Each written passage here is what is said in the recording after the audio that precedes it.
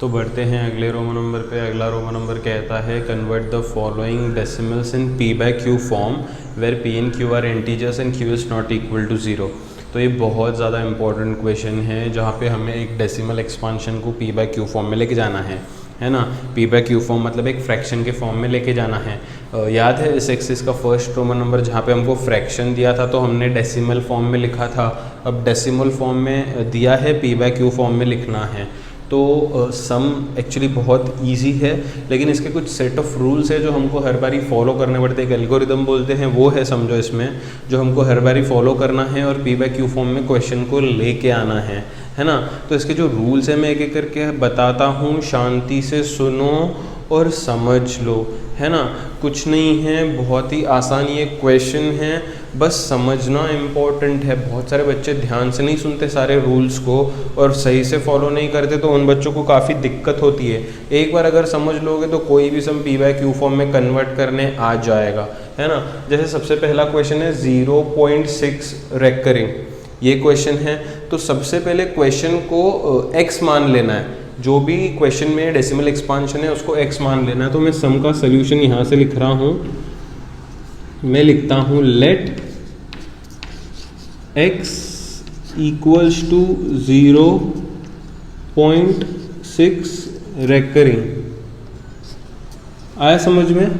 तो जो भी क्वेश्चन है उसको x मान देना है। सबसे पहला काम तो ये है। सेकेंड, जो मोस्ट इम्पोर्टेंट रूल बता रहा हूँ मैं यहाँ पे, वो ये है कि डेसिमल पॉइंट के बाद सारे नंबर्स रिकरिंग होने चाहिए। डेसिमल पॉइंट के बाद सारे नंबर्स रिकरिंग होने चाहिए। अगर वैसा नहीं है तो हम लोग सम को आगे कंटिन्यू नहीं कर सकते, हमको वैसे पहले लाना होगा फिर ही सम को आगे कंटिन्यू कर सकते हैं। तो यहाँ पे सबसे इम्पोर्टेंट चीज़ नोटिस करने वाली ये है कि क्वेश्चन को चलो x तो मान लिया, लेकिन डेसिमल के बाद सारे नंबर्स रेकरिंग होने चाहिए।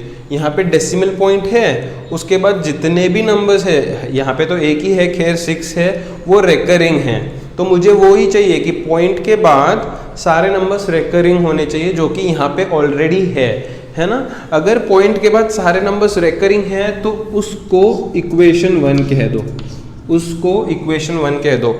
इक्वेशन 1 उसी को कंसीडर करना है जिसके पॉइंट के बाद सारे नंबर्स रेकरिंग हो, ठीक है। तो ये मेरे को लग रहा है समझ में आ गया होगा। अब इक्वेशन 1 कंसीडर करने के बाद किससे मल्टीप्लाई करना है? 10 से, 100 से, 1000 से। ये सबसे बड़ा क्वेश्चन है यहाँ पे, है ना। तो ये कैसे फिक्स करेंगे? कितने नंबर्स रिपीट हो रहे हैं डेसिमल के बाद वो देखना है। यहाँ पे एक नंबर रिपीट हो रहा है डेसिमल के बाद, राइट।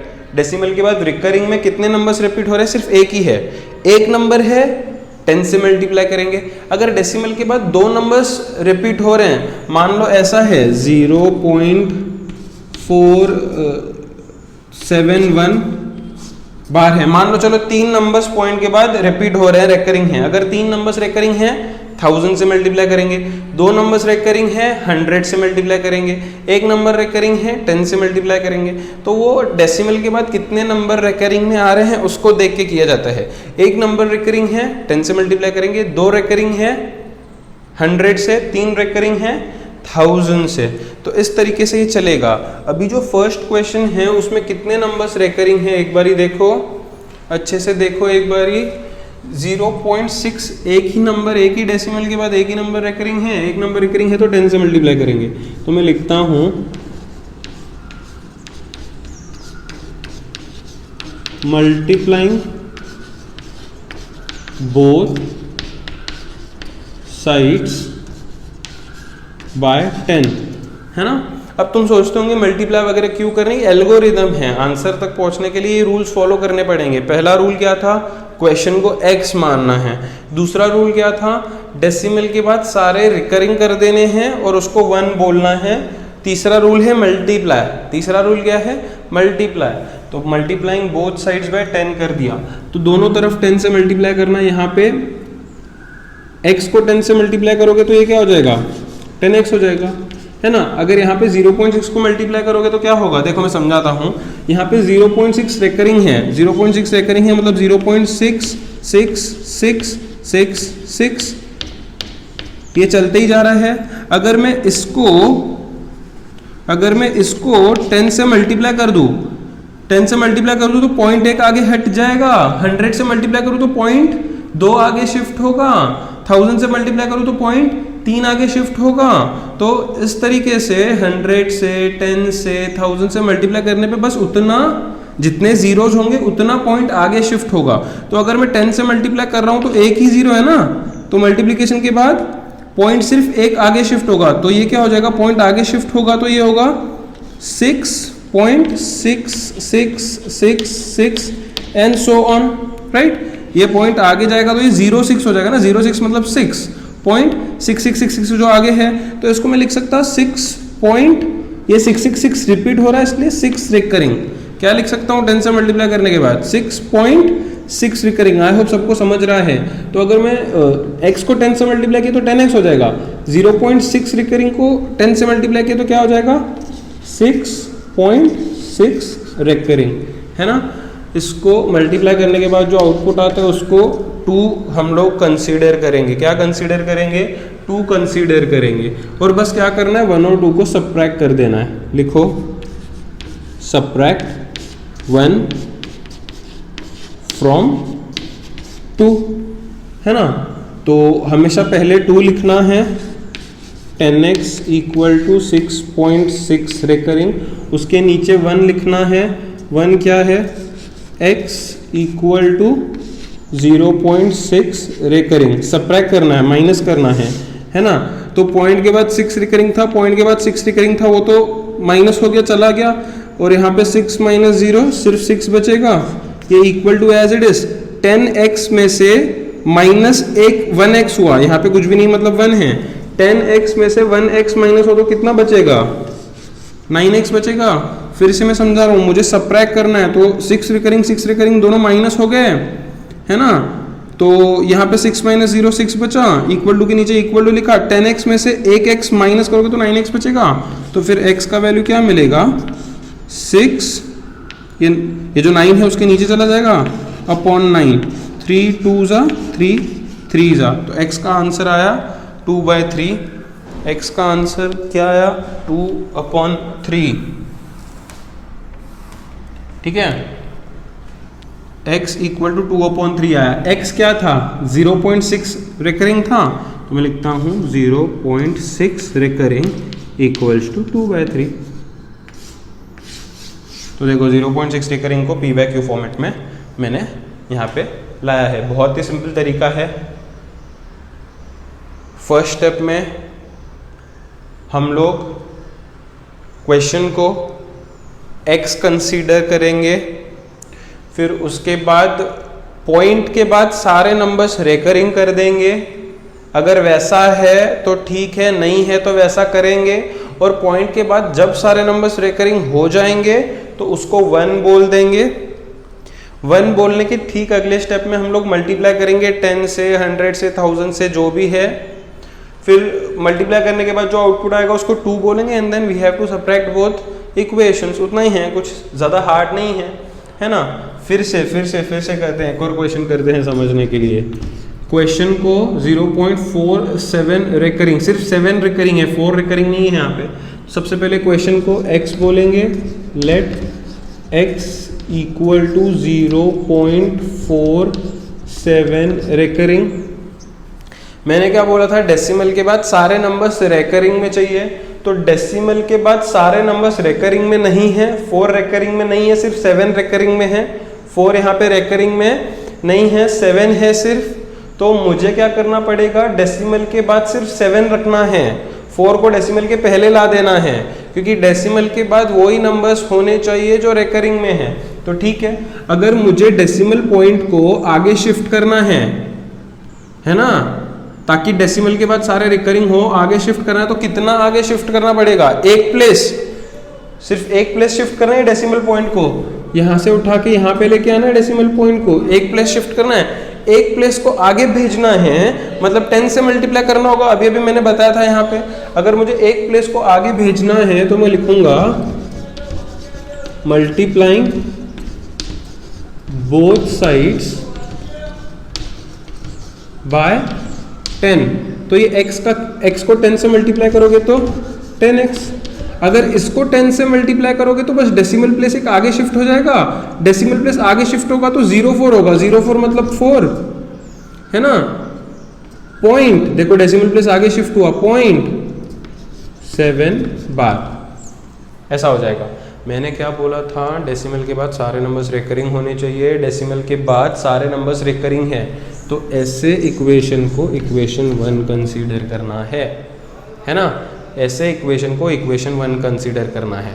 फिर इक्वेशन 1 एक बार कंसीडर हो गया तो उसके बाद देखने हैं कितने नंबर्स रिपीट हो रहे हैं, कितने नंबर्स रिपीट हो रहे हैं, एक ही रिपीट हो रहा है 7, एक नंबर रिपीट हो रहा है मतलब 10 से मल्टीप्लाई करना पड़ेगा। अच्छा इधर मैंने 10 से मल्टीप्लाई क्यों किया, ताकि मुझे पॉइंट के बाद सारे नंबर्स रिकरिंग मिले, उसलिए किया। फिर यहाँ से वो जो नॉर्मल रूल्स है वो फॉलो होंगे ही। एक बार इक्वेशन 1 कंसीडर किया तो उसके बाद मल्टीप्लिकेशन होगा ही, फिर इक्वेशन 2 मिलेगा ही, फिर सब्ट्रैक्शन होगा ही, वो सब रूल्स जो है कॉमन से रूल्स वो फॉलो हो करने ही पड़ेंगे हमको, उसको हम लोग स्किप नहीं कर सकते, राइट। तो यहाँ पे मैंने मल्टीप्लाई किया ताकि मुझे डेसिमल के बाद सारे नंबर्स रिकरिंग मिले। एक बार मुझे डेसिमल के बाद सारे नंबर्स रिकरिंग मिल गए, अब मैं देख रहा हूँ कि पॉइंट के बाद एक ही नंबर है जो रिपीट हो रहा है, एक ही नंबर रिपीट हो रहा है मतलब 10 से मल्टीप्लाइंग बोथ साइड्स बाय 10। अब ध्यान देना, दोनों तरफ 10 से मल्टीप्लाई करना है, तो ये 10x है, 10x को 10 से मल्टीप्लाई करूंगा तो 10 10 100x हो जाएगा, इक्वल टू 4.7 बार को अगर मैं 10 से मल्टीप्लाई करूंगा तो क्या होगा, थोड़ा सा ध्यान देना, ये 4.7 बार है, 4.7 बार का मतलब है 4.7777 एंड सो ऑन, ऐसा है। 4.7 बार मतलब 4.777777 ऐसे कंटिन्यूसली चलते जा रहा है। तो मुझे 10 से मल्टीप्लाई करना है, 10 से मल्टीप्लाई करना है मतलब कितना डेसिमल शिफ्ट होगा आगे, एक ही डेसिमल शिफ्ट होगा। अगर मैं इसको इंटू 10 मल्टीप्लाई करूंगा तो ये क्या होगा, सिर्फ एक डेसिमल प्लेस आगे जाएगा, क्योंकि 10 एक जीरो है ना 10 में, तो एक डेसिमल प्लेस आगे जाएगा, तो ये हो जाएगा 47, ये डेसिमल यहाँ से हटके यहाँ पे आ जाएगा 0.777 एंड सो ऑन, जिसको मैं लिख सकता हूँ 47 पॉइंट के बाद रिपीटेशन हो रहा है ना 7 का, तो 7 बार।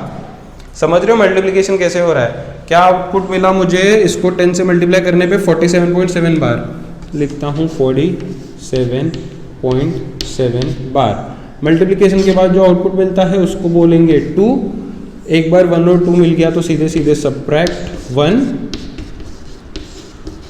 फ्रॉम 2, हमेशा ऊपर 2 लिखना है, ये 100x इक्वल टू 47.7 बार, उसके नीचे क्या आएगा 1 जो कि है 10x इक्वल टू 4.7 बार ना, देखो पॉइंट के नीचे हमेशा पॉइंट देना है, इधर 7 है इधर 4 है, इस तरीके से होता है। सब्ट्रैक्शन करना है, देखो 0.7 बार दोनों तरफ सेम है, सब्ट्रैक्ट करेंगे तो वो माइनस हो जाएगा, यहाँ पे क्या होगा 7 - 4 3 हो जाएगा, ये 4 बचेगा, ये तो खत्म ही हो गया ना, इधर कुछ लिखने की जरूरत नहीं है। फिर ये इक्वल टू की जगह पे equal to 100x minus 10x कितना 90x, बिल्कुल सही। तो x का वैल्यू कितना आएगा 43/9090।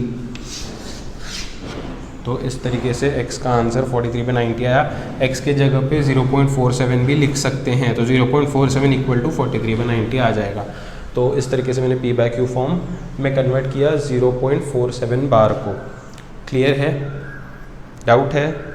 इसको कैसे पढ़ते हैं 0.47 बार। पॉइंट के बाद हमेशा सिंगल नंबर को ही पढ़ना है, इसको 0.47 बोलना गलत है, 0.47 बार ये सही पढ़ा जाएगा, पढ़ने का सही तरीका है। तो ये हो गया। अब बढ़ते हैं सेकंड क्वेश्चन पे। आई होप कुछ आइडिया लगा होगा। सेम एल्गोरिथम को फॉलो करेंगे। 0.001 बार पूरे के ऊपर बार है, तो इसको कैसे सॉल्व करेंगे? पहले तो क्वेश्चन को x बोलना है, लेट x इक्वल टू 0.001 बार। सबसे इंपॉर्टेंट चीज़ मैंने बोली थी, x कंसिडर करने के बाद चेक करो कि पॉइंट के बाद सारे नंबर्स रेकरिंग है या नहीं है। यहाँ पे सारे नंबर्स पॉइंट के बाद रेकरिंग है, सारे नंबर्स पॉइंट के बाद रेकरिंग है, सबके ऊपर बार है। तो अगर सारे नंबर्स रेकरिंग है तो 1 बोल दो, है ना। सारे नंबर्स अगर रेकरिंग है तो उसे 1 बोल दो। वन बोलने के बाद मल्टीप्लिकेशन आता है, इक्वेशन 1 बोलने के बाद हमेशा मल्टीप्लिकेशन आता है। तो यहाँ पे मल्टीप्लिकेशन करना है, किससे मल्टीप्लिकेशन करना है, कितने नंबर रिकरिंग है, कितने डेसिमल के बाद प्लेसेस रिकरिंग है, 1 2 3, 3 है तो किससे मल्टीप्लाई करेंगे, ऑब्वियसली 1000 से। 3 है तो किससे मल्टीप्लाई करेंगे, 1000 से। समझ रहे हो, पहले x बोलना है, फिर देखना है पॉइंट के बाद सब रिकरिंग है कि नहीं है, अगर है तो उसको इक्वेशन 1 बोल दो, नहीं है तो वैसे कन्वर्ट करके उसे इक्वेशन 1 बोल दो। इक्वेशन 1 बोलने के बाद हमेशा मल्टीप्लिकेशन आता है, कितने से मल्टीप्लाई करना है, कितने रिपीटेशन है डेसिमल्स में, वो देख के हम लोग फिक्स करते हैं। यहाँ पे 3 है तो मैं लिखता हूँ मल्टीप्लाइंग बोथ साइड्स बाय 3 है ना, मतलब 1000, मल्टीप्लाइंग बोथ साइड्स बाय 1000। तो x को अगर 1000 से मल्टीप्लाई करोगे तो 1000x हो जाएगा, इक्वल टू इसको अगर 1000 से मल्टीप्लाई करेंगे तो क्या होगा, ये थोड़ा सा मुश्किल हो सकता है, देखो ध्यान से। ये क्या है, 0.001 रिकरिंग है, इसका मतलब हुआ 0.001 001 001 एंड सो ऑन। रिकरिंग मतलब एक चलते जा रहा है ऐसे, राइट। अब इसको अगर मैं इंटू 1000 करूं तो क्योंकि 3 zeros है तो डेसिमल पॉइंट 3 आगे शिफ्ट खाएगा, तो ये यहाँ से 1 2 3 यहाँ पे आ जाएगा। तो अभी मुझे क्या दिखेगा, ये 0 ऑलरेडी था, 001 है ना, 001 पॉइंट, ये जो पॉइंट यहाँ पे था अब यहाँ पे आ गया है, आगे क्या है 001 001 एंड सो ऑन। अच्छा, पॉइंट के पहले 0001 को तो 1 ही बोलेंगे, है ना, 0001 मतलब 1 ही हुआ ना, पॉइंट 001 001 001 ऐसे चलते जा रहा है, इसलिए 001 रिकरिंग बोला जाएगा। तो इस तरीके से मैंने इसको मल्टीप्लाई करा और मेरा आंसर 1.001 आया। तो ये ध्यान से करना, स्टेप 1.001 रिकरिंग। मल्टीप्लाई करने के बाद जो आउटपुट मिलता है उसको हमेशा 2 कंसीडर करना है। 2 कंसीडर करने के बाद क्या करते हैं, दोनों के बीच में एक सिंपल सा सब्ट्रैक्शन लगाते हैं। तो लिखता हूँ मैं सब्ट्रैक्टिंग 1 फ्रॉम 2। तो 2 पहले लिखता हूँ मैं, 1000x इक्वल टू 1.001 रिकरिंग, उसके नीचे x इक्वल टू, देखो पॉइंट के नीचे हमेशा पॉइंट देना है, ये क्या है 0.001 रिकरिंग, सब्ट्रैक्ट कर रहा हूँ मैं। तो ये 001 पॉइंट के बाद है, दोनों तरफ ऊपर नीचे रिकरिंग वाला, तो वो पार्ट माइनस में हट जाएगा, है ना। तो ये 1 - 0 1 बचेगा, equal to 1000x minus 1x, 1000 में से 1x माइनस करोगे तो 999x बच जाएगा। तो x का वैल्यू क्या मिलेगा, 1/999। x क्या है, x है 0.001, तो x की जगह पे 0.001 रिकरिंग इक्वल टू 1/999 आ जाएगा, है ना। स्टेप 1 क्वेश्चन को x पकड़ो, स्टेप 2 डेसिमल के बाद सब रिकरिंग करो और उसे इक्वेशन 1 बोलो। स्टेप 3 इक्वेशन 1 बोलने के बाद मल्टीप्लिकेशन आता है। स्टेप 4 मल्टीप्लिकेशन का आउटपुट सेकेंड इक्वेशन मानेंगे। स्टेप 5 सब्ट्रैक्ट करेंगे। 5 स्टेप्स में सम को आसानी से ख़त्म करेंगे। बहुत बेहतरीन तरीके से प्रैक्टिस करो, बहुत ज़्यादा इंपॉर्टेंट क्वेश्चन है ये।